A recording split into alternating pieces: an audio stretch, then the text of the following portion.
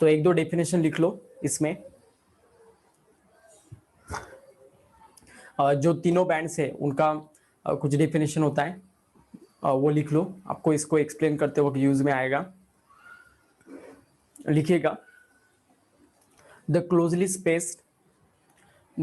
Spaced energy levels of the closely spaced energy levels of all the electrons, the closely spaced energy levels of all the electrons in a particular orbit,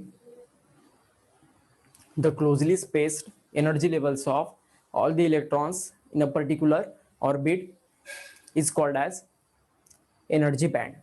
It's called as energy band. The closely spaced energy levels of electrons in a particular orbit is called as energy band. Okay. अब इसके बाद next लिखिएगा valence band का definition. Right the definition for valence band. The closely spaced energy levels of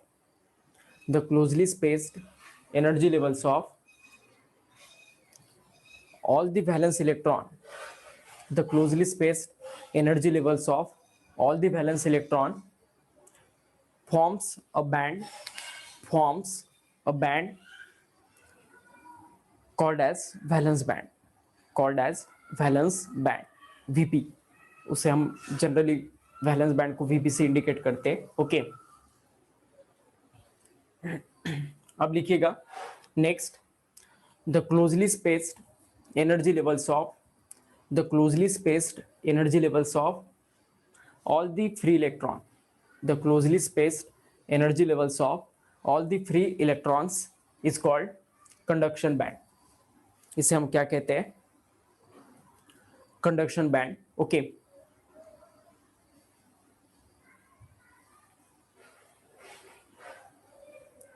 और इसके बाद next लिखो energy gap और फॉरबिडन एनर्जी बैंड। ऐसा वर्ड लिखो, एनर्जी गैप और फॉरबिडन एनर्जी बैंड। ओके, जिसे हम ईजी से इंडिकेट करते हैं और उसी के विड्थ के अकॉर्डिंग हम कंडक्टर, इंसुलेटर और सेमीकंडक्टर को क्लासिफाई कर रहे हैं। ओके, तो लिखो अब the difference in the energy levels of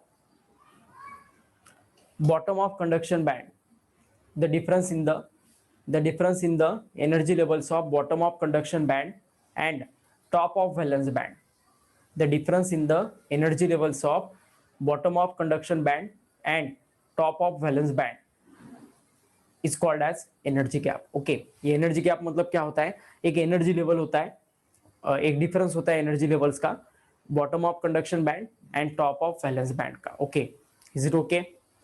और याद रखिएगा एनर्जी गैप 0 रहेगा कंडक्टर के लिए। ओके, इंसुलेटर के लिए greater than 3 electron volt, semiconductor के लिए less than 3 electron volt. Okay, और ये कुछ एग्जांपल बताए थे मैंने, ये दो एग्जांपल हमेशा याद रखिएगा। Energy gap for silicon is 1.21 electron volt and energy gap for germanium is 0.78 electron volt. ये जो एनर्जी गैप का वैल्यू है ये 0 केल्विन पर। ओके, लेकिन जब टेम्परेचर बढ़ जाता है तो at that time width of depletion region, जब टेम्परेचर बढ़ जाता है तो at the time width of energy gap और भी कम हो जाता है। टेम्परेचर बढ़ने से दोनों के बीच का डिफरेंस कम हो जाता है। ओके, तो 300 केल्विन पर अगर हम ये वैल्यूज देखते हैं, at 300 kelvin energy gap for silicon is 1.11 electron volt, थोड़ा कम हो जाता है 1.21 का 1.11 हो जाता है। ओके, और एनर्जी गैप फॉर जर्मेनियम रहेगा। Okay, energy gap for germanium at the 300 kelvin is 0.72 electron volt. Okay, तो ये सभी वैल्यूज याद रखिएगा। जो भी माइक्रो वैल्यूज मैं आपको बताने वाला हूँ इस चैप्टर में वो याद रखो, आपको इसी के ऊपर क्वेश्चन आने वाला है नीट में या फिर जेई में। ओके,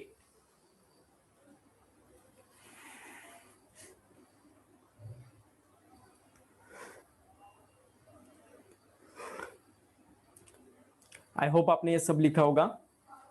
अभी हम इसे रफ करते हैं। तो ये पहला सबसे इंपॉर्टेंट बिट था जो खत्म हुआ है। इसके बाद आप नेक्स्ट हेडिंग दीजिएगा।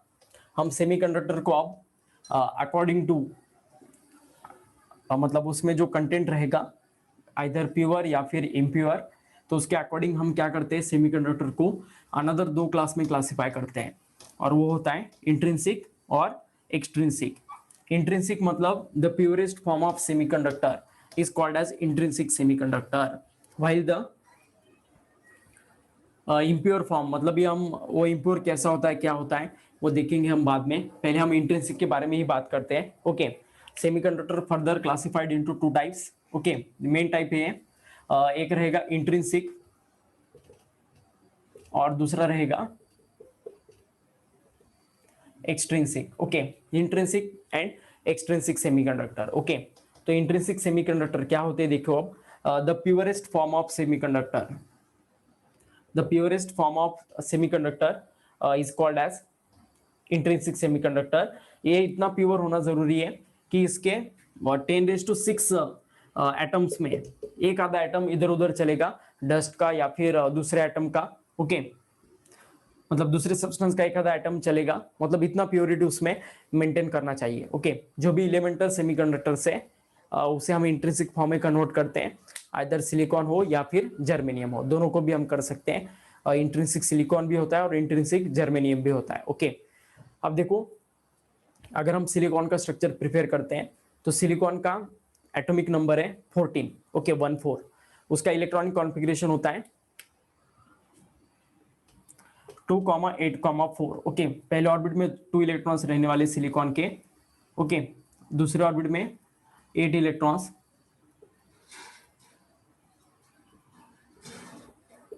और लास्ट ऑर्बिट में 4 इलेक्ट्रॉन्स है। ओके, तो आप देखो लास्ट ऑर्बिट में 4 इलेक्ट्रॉन्स होने से प्रॉब्लम क्या हो जाता है कि ये 4 इलेक्ट्रॉन जो है लास्ट ऑर्बिट के, ओके, ये इलेक्ट्रॉन को डोनेट भी नहीं कर सकता है और गेन भी नहीं कर सकता है। दोनों प्रोसेस के लिए ज्यादा एनर्जी लगता है और ये प्रैक्टिकली पॉसिबल नहीं होता है इतना एनर्जी जनरेट होना बॉन्ड फॉर्मेशन के लिए। इस वजह से ये क्या कर देता है सिलिकॉन, आपने जैसे ही प्रॉब्लमेटिक पर्सन को ढूंढता है, ये ढूंढता है कि आपने जैसा प्रॉब्लम किससे है, और उसके साथ ये क्या कर देता है फिर अपना प्रॉब्लम शेयर कर देता है। ओके, प्रॉब्लम क्या है इसका, इसको अगर नेचर में एग्जिस्ट करना है तो इसके ऑक्टेट कंप्लीट करना होना। ओके, ऑक्टेट ये कंप्लीट नहीं कर सकता है by sharing and bye gaining the electron. That's why ये क्या कर देता है, अपना जो प्रॉब्लम है लास्ट ऑर्बिट के इलेक्ट्रॉन, ये उसका प्रॉब्लम है। ओके, इसको लास्ट ऑर्बिट में कुछ भी करके 8 इलेक्ट्रॉन्स लाना है। ओके, तब ये स्टेबल हो जाएगा। तो ये अपने आप को स्टेबल करने के लिए अपने जैसे प्रॉब्लमेटिक पर्सन को ढूंढता है, इसके जैसा प्रॉब्लमेटिक पर्सन यही रहता है, इस कारण ये अनदर एक उसके उसी के मतलब उसी की तरह प्रॉब्लम शो करने वाले अनदर एक सिलिकॉन को शो मतलब ढूंढता है। ओके, और उसके साथ ये क्या करता है अपना प्रॉब्लम शेयर कर देता है। मतलब ये जो एक सिलिकॉन एटम है ये अपने जैसे 4 सिलिकॉन एटम के साथ क्या कर देता है, अपना एक एक प्रॉब्लम शेयर कर देता है। मतलब इसका लास्ट ऑर्बिट का जो एक इलेक्ट्रॉन है ये इसे दे देगा। ओके, लास्ट एक इसे दे देगा, एक इसे दे देगा मतलब शेयर करेगा। ओके, अपने प्रॉब्लम को ये चारों सिलिकॉन के साथ बताता है, शेयर करता है प्रॉब्लम को। ओके, मतलब इलेक्ट्रॉन्स को। ओके, तो ये भी अपना एक इलेक्ट्रॉन शेयर करेगा, ये भी अपना एक शेयर करेगा। ये जो शेयर्ड इलेक्ट्रॉन है कॉमन प्रॉपर्टी होते हैं। ये इलेक्ट्रॉन्स, ये 2 इलेक्ट्रॉन इसके भी होते हैं और ये 2 इलेक्ट्रॉन इसके होते हैं, ये इसे शेयरिंग कहा जाता है। ओके, इस वजह से तो आप देखो पहले सिलिकॉन के एटम में लास्ट ऑर्बिट में कितने इलेक्ट्रॉन्स थे, 4 थे, लेकिन 4 डिफरेंट सिलिकॉन एटम को शेयर करने के बाद इसके लास्ट ऑर्बिट में कितने इलेक्ट्रॉन्स आ गए बताओ। चारों सिलिकॉन के साथ शेयर करने के बाद इसके लास्ट ऑर्बिट में कितने इलेक्ट्रॉन्स आ रहे बताओ।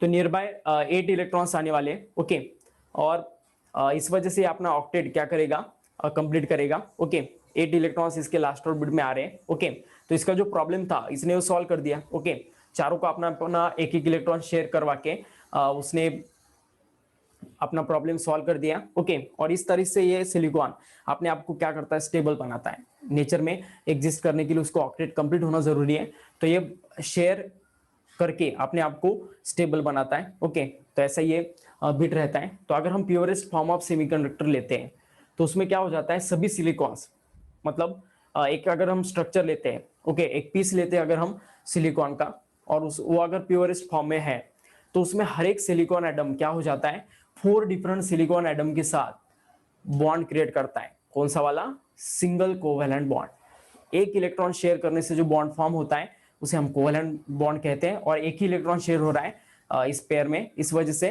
इसे कहा जाता है single covalent bond. Covalent bond के बारे में मुझे आई होप आपको पता होगा, केमिस्ट्री में आपको बहुत ज्यादा बिट होता है कोवेलेंट बॉन्ड का। ओके, तो इंट्रिंसिक सेमीकंडक्टर का सेकंड पॉइंट क्या है, in intrinsic semiconductor each silicon atom is attached to the 4 different silicon atom with covalent bond। Okay, single covalent bond, ऐसा कहा तो और भी अच्छा होगा। ओके, तो ये सेकंड पॉइंट है इस बिट का। ओके, अब देखो नेक्स्ट है, अब देखो at absolute zero temperature. Okay, at absolute zero temperature हर एक जो कोवेलेंट बॉन्ड में बाउंडेड इलेक्ट्रॉन है, ये एक दूसरे के साथ बाउंडेड जो इलेक्ट्रॉन है, ये कंडक्शन के लिए अवेलेबल नहीं होता है। सभी इलेक्ट्रॉन्स बाउंडेड होने के कारण ये ऐसा सिचुएशन कब ऑकर होता है, at 0 kelvin. Okay, at 0 kelvin all the electrons are bounded in a covalent bond and no electron is available for conduction।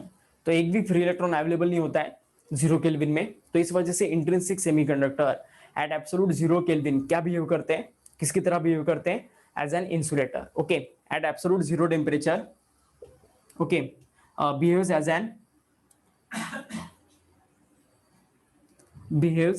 an insulator। but अब देखो, but when temperature across semiconductor increases, okay, कब तक और कहां तक increase करना है, up to room temperature। okay, but when temperature across semiconductor increases, okay, up to room temperature, at that time electrons in a covalent bond break the covalent bond। okay, जो electrons होते हैं वो क्या करते हैं, अपने बॉन्ड को break कर लेते हैं। ओके, और कोवेलेंट बॉन्ड को ब्रेक करके बाहर निकल जाते हैं। ओके, और क्या बोल के एक्ट होते हैं फिर, ये बताओ,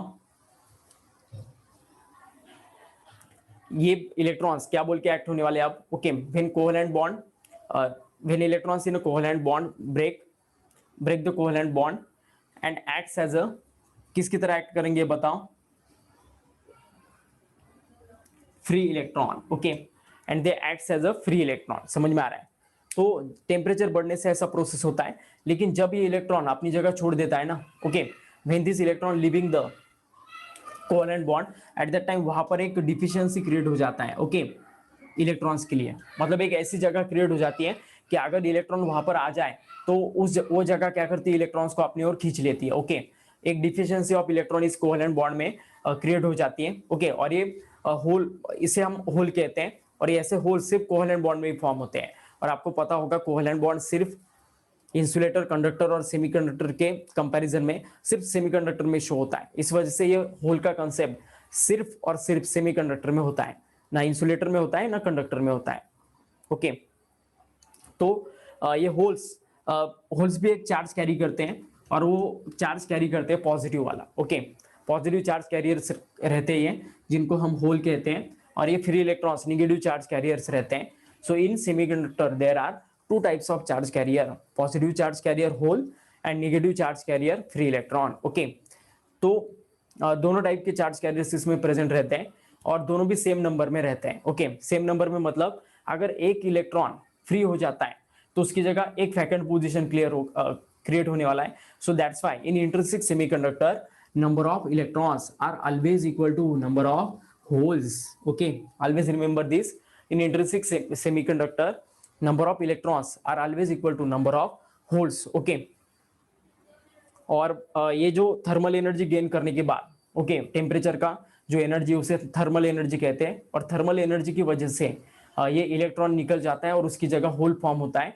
तो इन दोनों के कॉम्बिनेशन को, the combination of hole and free electron is called as the electron hole pair। इसे इलेक्ट्रॉन होल पेयर कहा जाता है। थर्मली जनरेट होते हैं, इस कारण इसे कॉमन वर्ड यूज किया जाता है जो मैं बार बार आगे यूज करूंगा, thermally generated electron hole pairs. Okay, मतलब कोई भी सेमीकंडक्टर में, इंट्रिंसिक फॉर्म ऑफ सेमीकंडक्टर में हर एक सिलिकॉन 4 डिफरेंट सिलिकॉन से अटैच होता है कोवेलेंट बॉन्ड से, और जब कोवेलेंट बॉन्ड के इलेक्ट्रॉन एनर्जी गेन करते हैं एटमॉस्फेयर से थर्मल एनर्जी, तो एट दैट टाइम वो कोवेलेंट बॉन्ड को ब्रेक करके बाहर निकल जाते हैं, और क्या बोल के एक्ट होते हैं, फ्री इलेक्ट्रॉन। और वो जिस जगह को छोड़कर निकल जाते हैं कोवैलेंट बॉन्ड में, तो वहां पर एक डिफिशियंसी ऑफ इलेक्ट्रॉन क्रिएट हो जाता है जिसे होल कहा जाता है। तो इलेक्ट्रॉन की तरह होल भी चार्ज कैरियर रहते हैं। वो चार्ज कैरी कैसे करते हैं और वो मूव कैसे होते हैं वो समझ लीजिएगा आप अच्छे से। ओके, सपोज देखो अब एक एग्जांपल से मैं आपको बताता हूं कि एग्जैक्टली ये होल भी कैसे मूवमेंट करते हैं। इलेक्ट्रॉन तो पता है आपको छोटे होते हैं, दो एटम के बीच में जो जगह होती है वहां से कहीं से भी निकल जाते हैं और चार्ज को कैरी करते हैं, चार्ज को एक तरफ से दूसरी तरफ ट्रांसफर करते हैं। लेकिन होल कैसे करते हैं वो समझ लो। सपोज ये 4 इलेक्ट्रॉन से सिलिकॉन से एक दूसरे के साथ बाउंडेड है कोवैलेंट बॉन्ड से, ऐसा इमेजिन करो। ओके, ये मतलब सभी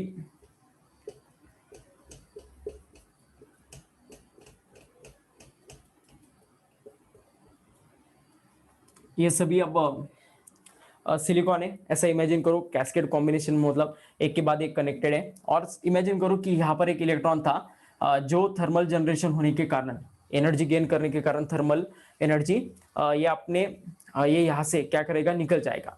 और क्या बोल के एक्ट होने वाला है ये। ओके, ये मतलब यहाँ पर वो इलेक्ट्रॉन निकल जाने के बाद फ्री इलेक्ट्रॉन एक्ट होगा और यहाँ पर एक होल क्रिएट होने वाला है। ओके, अब इसमें होल नहीं है बाकी के एटम्स में, ऐसा हम इमेजिन करते हैं। तो क्या हो जाता है, ये होल पॉजिटिव चार्ज कैरियर होने के कारण यहाँ पर एक फील्ड फॉर्म होता है। फील्ड मतलब इलेक्ट्रिक फील्ड जैसा एक यहाँ पर बिट फॉर्म हो जाता है। और ये इलेक्ट्रिक फील्ड क्या कर लेता है, फिर एक फोर्स क्रिएट करता है। इस फोर्स की वजह से क्या होता है, नेबरिंग एटम का जो इलेक्ट्रॉन है वो इसके अंदर चला जाता है। ओके, और यहाँ पर ये जो वैकेंट पोजीशन ये फिल हो जाती है। लेकिन फिर यहाँ पर वैकेंट पोजीशन क्रिएट हो जाती है। समझ में आ रहा है, मतलब होल पहले इसमें था लेकिन इस होल ने इसका इलेक्ट्रॉन खींचा, तो अब ये होल यहाँ पर ट्रांसफर हो गया, फिर ये इलेक्ट्रॉन इधर आएगा। ओके, तो ऐसा करते करते क्या हो जाता है, ये मूवमेंट फ्री इलेक्ट्रॉन का नहीं है, इस मूवमेंट को कहा जाता है मूवमेंट ऑफ होल। ओके, तो जैसे फ्री इलेक्ट्रॉन्स मूव करते हैं कंडक्टर के अंदर, सेमीकंडक्टर के अंदर, लाइक दैट होल्स भी मूव करते हैं। और इनके दोनों के मूवमेंट की वजह से करंट प्रोड्यूस होता है। In intrinsic semiconductor current is produce due to both.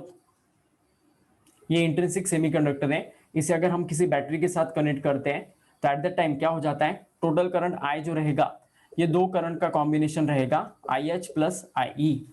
I H मतलब होल करंट और आई ई मतलब इलेक्ट्रॉन करंट। अब ये दोनों का डायरेक्शन कौन सा होता है वो देखिएगा। आपको पता होगा conventional direction of current is from positive to negative. Okay, लेकिन इलेक्ट्रॉन आपको पता होगा निगेटिव टू पॉजिटिव मूव करते हैं। तो इलेक्ट्रॉन का करंट जो होता है ओके वो निगेटिव टू पॉजिटिव होता है। ओके,